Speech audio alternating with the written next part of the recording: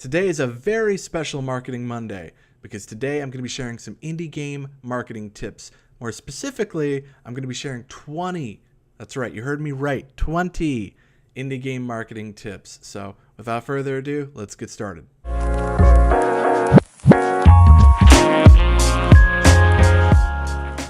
All right, tip number 1. Steam is not the only store in town. Yes, it is the most popular digital distribution platform in the world. With that being said, your game doesn't just have to launch on Steam. There are other platforms that can offer you different opportunities, and also there's different revenue split opportunities with other platforms. A great example would be the Humble Widget, not necessarily the Humble Store, but the Humble Widget will give you 95% revenue or 95% revenue of net sales, and 5% goes back to Humble. That's an awesome opportunity, especially if you have a really nice looking website. That's the cool thing about using your website as the point of purchase versus Steam, or in comparison to Steam. As Steam, you can't control everything on the page. With your website, you absolutely can. An example of other distribution platforms that are available, and I recommend taking advantage of all of them because they all offer their own opportunities. For example, Steam has exposure rounds for major updates, where they give you a little bit more visibility on the platform. But Green Man Gaming has their own offerings. I believe GOG has their own. I mean, every platform should have their own opportunities for you, and they have their own sales. So it's good to take advantage of all of them, and it's good to try to get your game on as many reputable distribution platforms as possible. All right, tip number 2. Depending on your goals, it might not make sense to pay money to attend an industry event for a booth.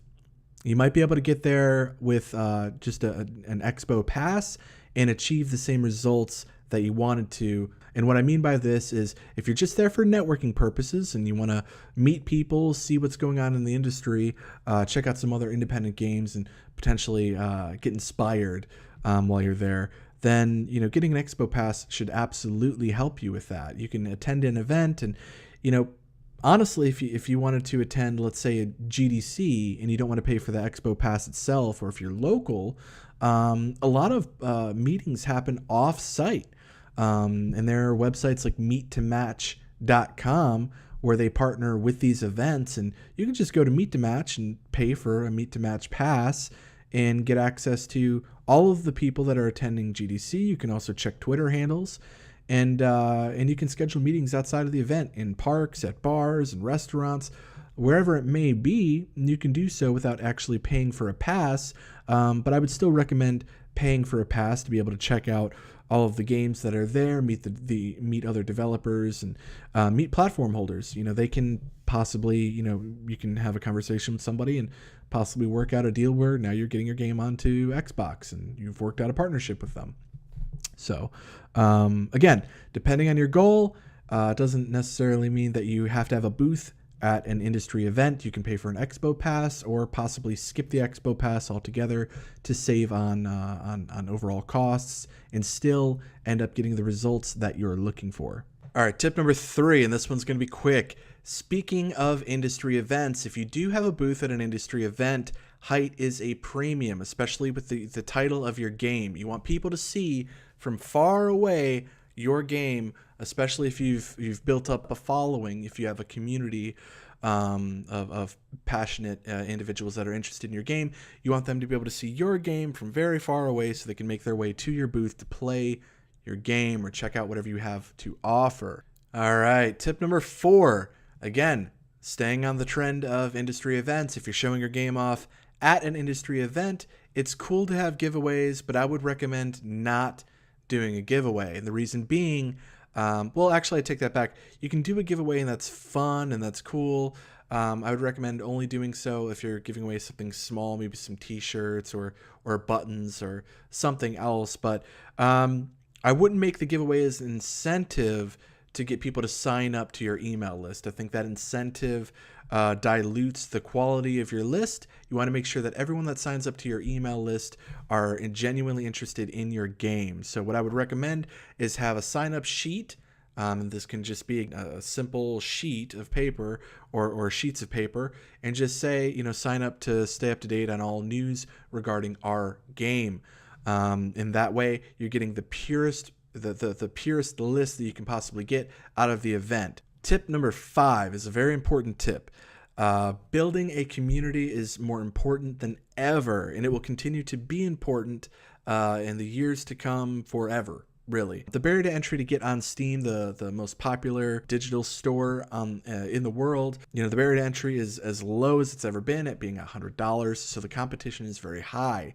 The marketplace is being flooded with content and will continue to be flooded with content for years to come. And with that being said, you need to build a community. You need to try to build a community early and get them involved in the development of your game.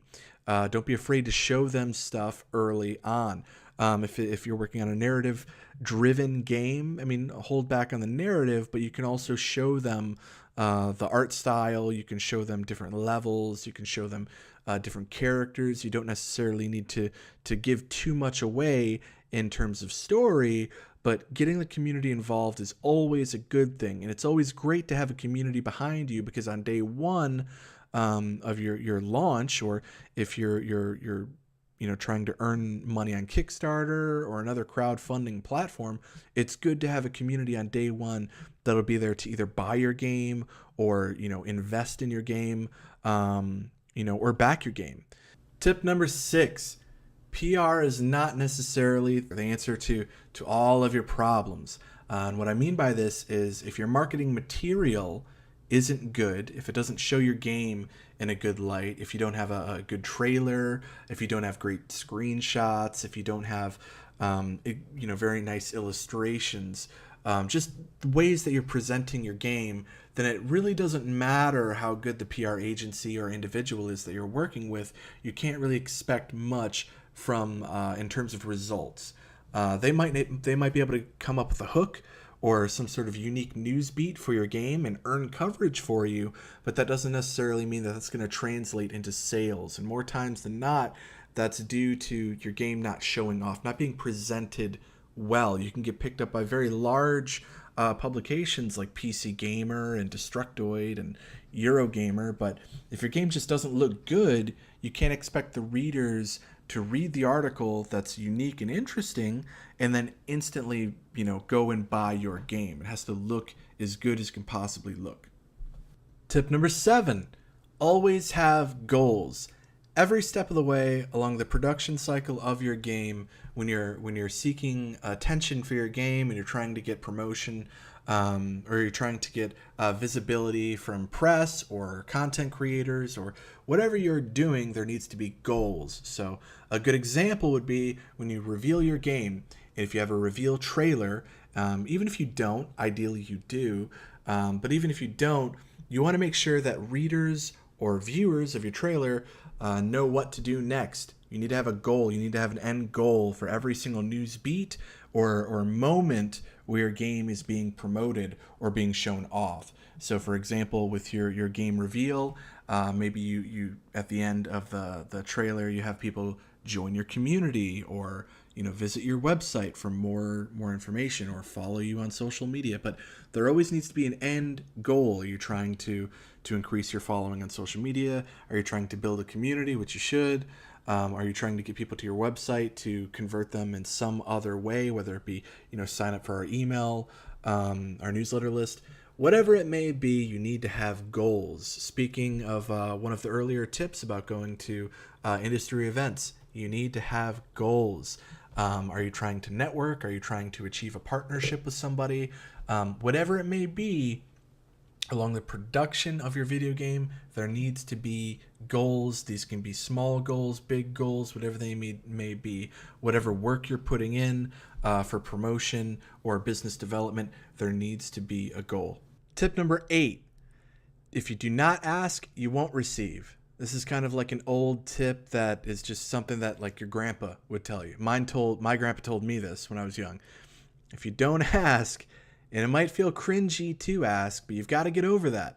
If you don't ask, you won't receive. For example, if you're launching your game on Xbox, if you're not asking your account manager or whoever your point of contact is about further opportunities for your game, they're not going to go out of their way to do that for you. You have to ask.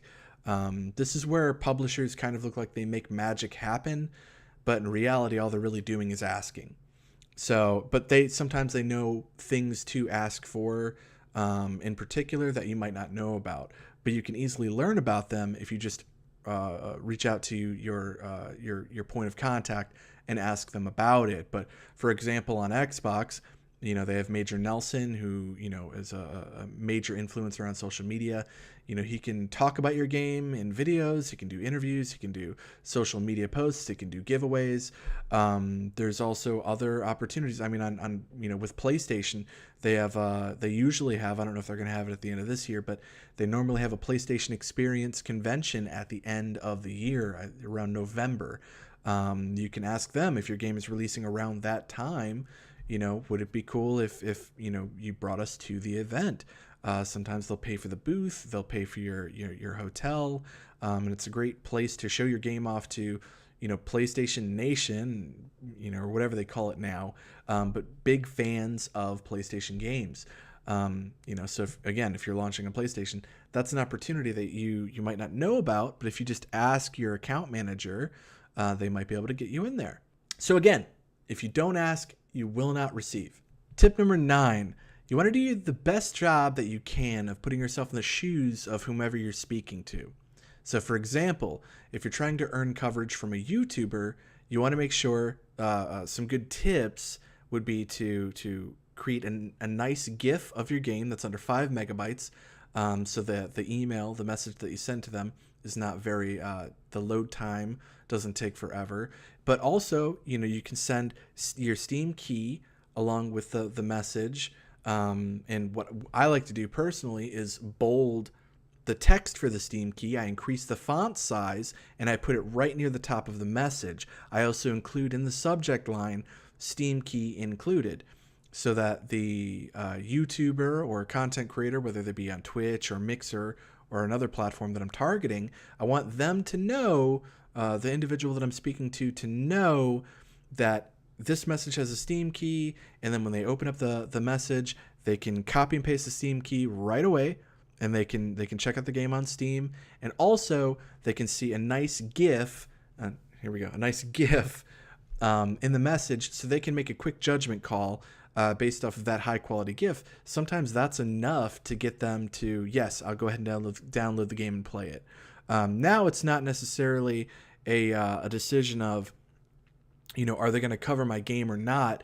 We're really just trying to get them to download the game and play it now, even if it's offline and not uploaded to YouTube, because there's just so many games out there. They're just getting flooded with Steam keys and game pitches that you want to make sure that your message is concise and you're pushing your game or you're pitching your game in the best light that you possibly can do so. So make sure that GIF is high quality and as smooth as it possibly can be, with under 5 megabytes. You want to center it, and again, put that Steam key right near the top. Make sure that your pitch is very short and concise, and let them know why you've picked that particular person for this game. So for example, if you're working on a game that's similar in terms of gameplay mechanics as Dark Souls, then you would go through like a site like Twitch Metrics, I believe is what it's called, and you would look for the most popular streamers that play Dark Souls, and then you would pitch your game to those specific players and let them know that, hey, I noticed that you play a lot of Dark Souls and you're a very popular streamer within this genre, and our game shares similar elements, and then show the gameplay GIF.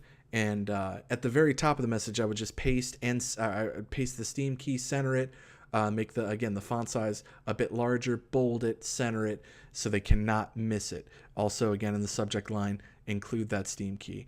Because again, we're putting ourselves in the shoes of who we're talking to, who we're speaking to, and we know the values and the issues that they're having. So we know that streamers and YouTubers are now being flooded via email So we want to make sure that our email is concise, and we want them to know before they even open up the email that yes, it does have a Steam key, because sometimes they don't have Steam keys.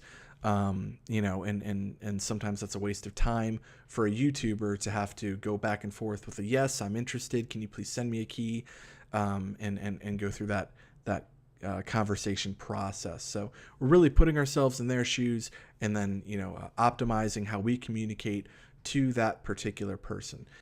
We're halfway there. Tip number 10, give journalists a heads up.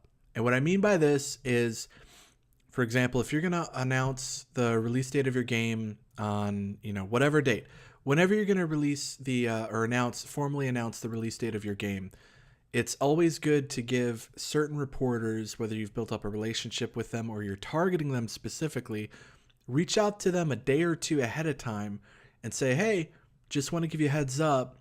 Here's the announcement with the press release attached. Here's the announcement that we're going to be making in a day or two. Give them a date that, we're going to be announcing the release date of our game on this date, instead of, you reaching out to them the morning of, when you've already published your press release, the information is already out there in the wild. You're actually giving them a couple of days, or at least a day, at least 24 hours to sit on it and think about it. And then when it comes to reviews, ideally you want to give reviewers 3 weeks. You want to give them at least 3 weeks with a review ready build of your game, with an embargo date. Embargo dates are good. You want to make sure your embargo date is not only the day, but you also want to put a time. If you want to have someone amplify your message, then it's good to give them time to do so. Tip number 11, and this is something that I even have to work on myself, is being concise. Always be concise. Be concise in your emails to journalists, your messages to content creators, the content on your store page, or store pages rather.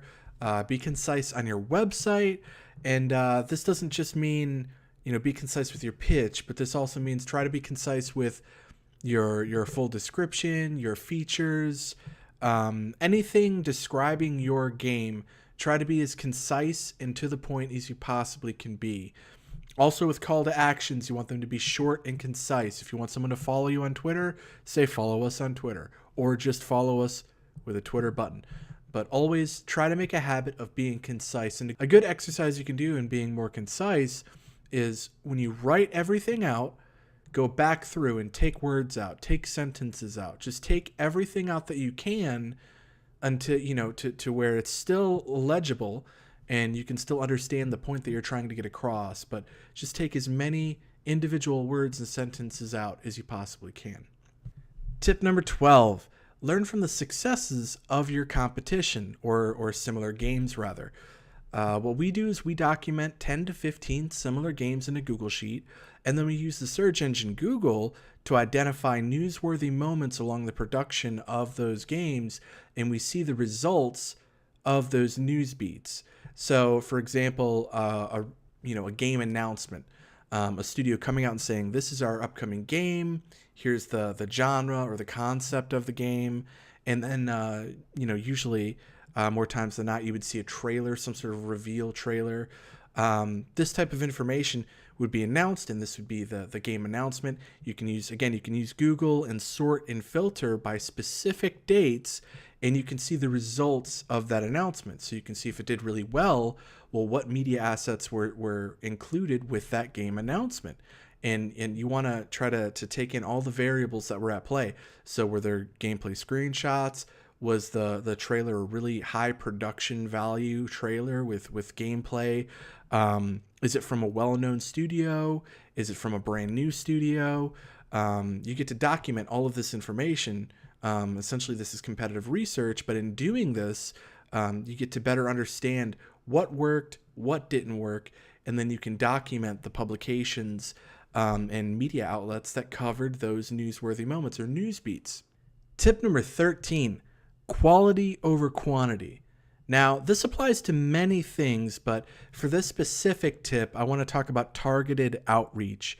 Now, you'll hear a lot of studios say that we reached out to thousands of people, thousands of media outlets and content creators, and we reached out to everyone on the web. And, while that might work for some, there's always going to be outliers. We've found the most success when we pick out, when it's very targeted with our outreach. So if we're looking to get into, earn coverage from PC Gamer, for example, obviously we're pitching a PC game. Then we're going to look and we're going to try to find the perfect writer for that game. So this includes a little bit, this requires preliminary research. And so what you would do is you would find someone, whether it be an individual, or this also applies to reviewers as well, but you would try to find the perfect person at each publication that you believe is best fit to cover your game. And when I say best fit, I mean they would enjoy the game most. Because even if you earn coverage from smaller sites, or sites with a smaller audience rather, if you can tell by reading the article that the writer is actually genuinely excited about the game, and that's pretty transparent when it comes through in an article.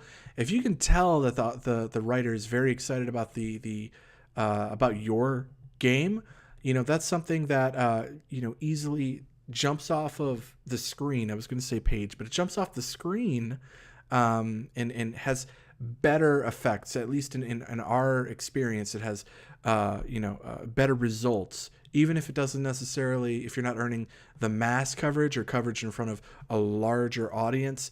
If you're getting coverage from individuals and publications that are genuinely interested in your game, then usually it's a better story, it's a better article, and as a result, it usually means that you sell more games. Tip number 14, always link back to everything that you are active on.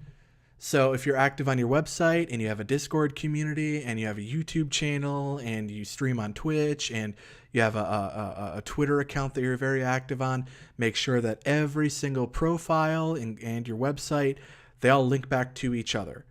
And there's a similar thought process here that, when you release a trailer, at the end of the trailer, you have somewhere else that you have a call to action and you send traffic to the next step. Like there's always a next step. You always send your traffic to, wishlist the game now, or, learn more about the game on the website, or, whatever it may be, wherever you're sending them, there's always somewhere else to go. And that's the same thought process here, is that, if someone checks out if they follow you on Twitter and then they check, in your bio, you have links to your YouTube page or your Discord community, that's great. And then when they go there, then there needs to be links back to your website and so on and so forth. And the whole reason is you're creating this, everything is linked together. So whoever finds out about your game or, follows you on social media or joins your community, wherever they end up finding you, wherever, they end up joining your community, they have other places to go, and there's more content to discover and more things to see that are revolved around your game. You never want to send somebody somewhere and then just be like, all right, that's where you're at. You always want to have them, there always needs to be a next step or more places to go if they're interested, if the user is interested. So long story short, make sure everything is linked together. Tip number 15, you don't have to pay content creators to earn their attention. This is something that I've noticed over the past few months, at least earlier in the year, that I've noticed a lot of studios, they're really big into paying for sponsored content. And there's this big movement towards, paying content creators for content. And, I totally understand that, YouTube, as of late, has made it a lot harder for monetization. So the result is content creators on YouTube are now more actively asking for compensation for coverage. However, if you do your if you do your job and present your game in the best way possible, in a concise way, and you present it, again, like I spoke about earlier, with the Steam key at the very top, bolded, larger font, something they can't miss, then you're increasing your chances of earning coverage. You can still earn coverage without spending any money. And also, if you're going to spend money on coverage, spending money on incredibly large content creators is essentially, you're getting in front of a large audience. But the problem is that audience isn't necessarily interested in your game. The content creators that become very large and they become influencers, those influencers are usually pulling an audience that are there for them. They're usually variety streamers, or they focus on one specific game, and they've kind of grown the entire community of that game around themselves. But in both cases, it's not necessarily the best use of your money, of your budget that you have for marketing, to spend it on them to cover your game. There are pros and cons, but I'm still a firm believer that you can get all of this done, for no money, and earn coverage from content creators. You can give them an embargo, just like you do with traditional publications like GameSpot, IGN, Eurogamer. You can still give them those embargo dates if you want to organize, which I recommend you do, especially with Twitch streamers. Those streams, they might pull a large audience, but it's for a very short period of time. So if you get them a key and you let them know that, we have an embargo date for X date, and you try to organize all of that free coverage on the same day, it'll have a much bigger impact. Tip number 16, don't do anything that you can't commit enough time to make it work. For example, if you're thinking of starting a newsletter, that's great. Newsletters are wonderful, but if you're not going to make use of that list and you're not going to provide really helpful content, major updates, or development updates, or whatever it may be, if you're not going to put in the time to create those emails, or update your social media accounts, or update your blog, then just skip it. Don't worry about it. It's not worth putting in a little bit of time, because it's not the most efficient way to go about the process. Tip number 17, don't hesitate to ask anybody anything. If you have any questions, just ask. Developers are I've personally found that developers and industry professionals in the indie game industry in particular are very happy to help out. They're very happy to answer any questions, or share contacts. If you have a specific individual that you're trying to get in touch with for any particular reason, don't hesitate to ask somebody for the details. It's just a really cool community. And again, don't hesitate to ask. And that also, applies to me. If you have any questions for me, I've run an indie game marketing studio for almost 4 years now. So, and I've also launched close to, last time I checked, it was approximately 20-ish games that span from PC, console. I recently did a mobile game, and I've done crowdfunding campaigns, and there's just a plethora of stuff that I've had the opportunity to work on. So if you have any questions for me, please don't hesitate to ask in the comment section below. But if you have questions for anybody else, just tweet at them, or do whatever you have to do to get in touch with them, and don't hesitate to ask any questions. If you're going to approach a marketing agency for help or support, make sure that you understand what your budget is. When I ask you what your budget is, I'm not asking because I want to know how high I can go.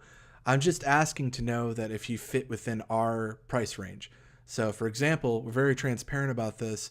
Most of our clients fit between $3,000 and $8,000 a month in budget. So whenever we get emails, within that first interaction, that first email, more times than not, I ask, do you have a budget that's set aside for marketing? And if so, could you share that budget with me? And I know that's something that you can be hesitant about, but this isn't like a used car, transaction. I'm not a salesy used car dealership guy. I'm trying to be a partner and supportive of your title. And if I'm interested in working with you, I'm going to be dedicating a lot of time, a lot of my creativity to your title. And, if we can't even get to the budget sides of things, then, we're already on this weird ground of, not trusting each other. So make sure that your budget, have a budget set aside. Don't be afraid if you think it's too low, that's fine.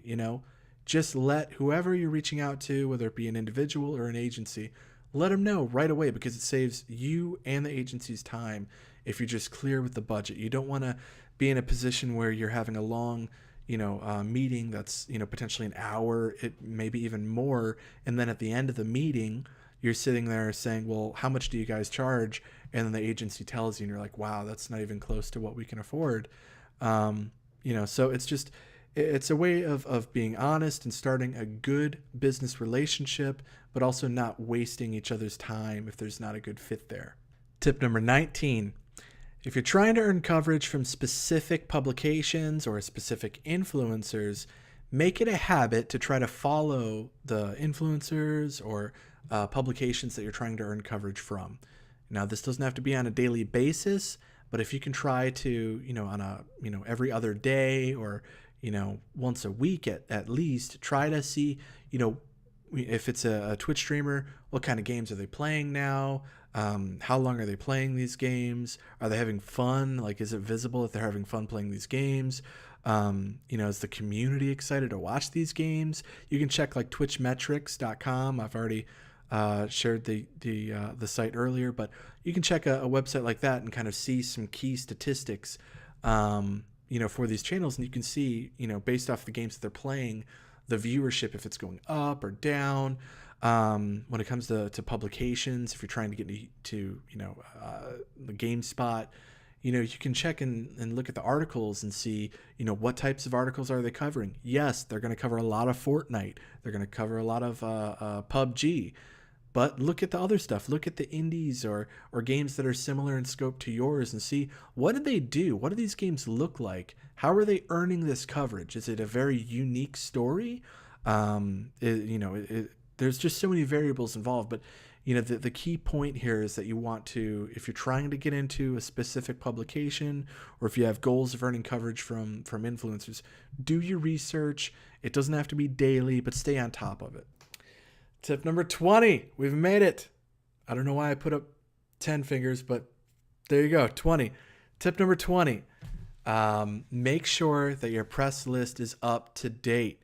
What we do here is every 3 months, we try to stay on top. If we have long-term clients, we'll stay on top of that press list and update it at least every 3 months. And this doesn't just mean adding to the press list, but you want to make sure that you review the press list and see if the writers are still at the same publications. Are they still writing frequently? Are the publications themselves still a thing? They fold.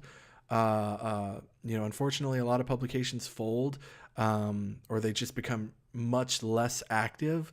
Same thing with content creators. YouTubers will frequently, you'll see a video that'll pop up and it'll say, hey, I haven't been around for 6 months. I apologize, but there's about to be a lot of content, and then they disappear again.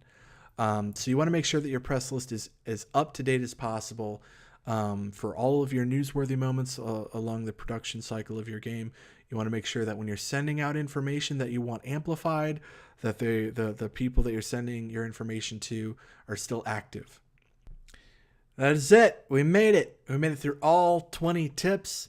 I have a lot more, so in the future I might do another 20 tips or maybe 30 tips. Maybe we go even higher. Who knows?